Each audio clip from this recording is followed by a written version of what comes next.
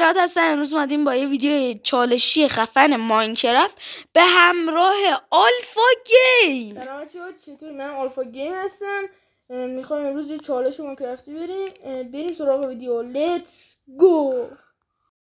از این قراره که باید بلاکا رو آلفا گیم درست بذاری، یا همون به قول معروف سجاد باید درست بذاره. الان میخواد شروع کنه. برو.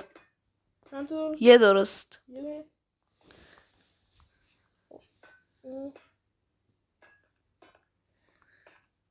خب برو کن.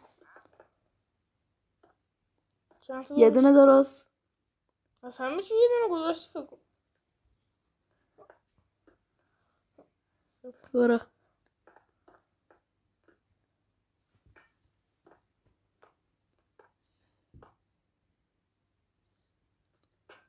یه دونه درست. خب یه دونه درست.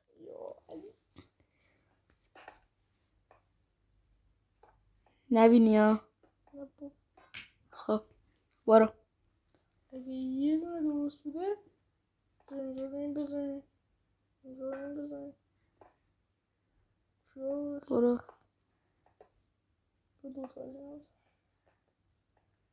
برو یه تلاش. چند تا؟ دو تا درست. دو تا.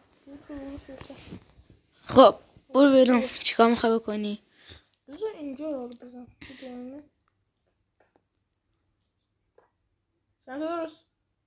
باورت میشه؟ 3 تا درست.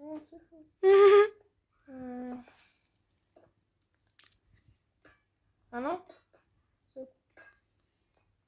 3 تا درست. 3 تا درست دارم؟ آره شولی کلا 7 تا. 4 تا دیگه هم باید درست داشته باشی. یه 7 تاش اینجا همش. الان وایسا 4 تا درست.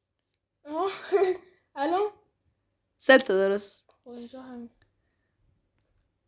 الان همون 4 تا داره. الان 4 تا.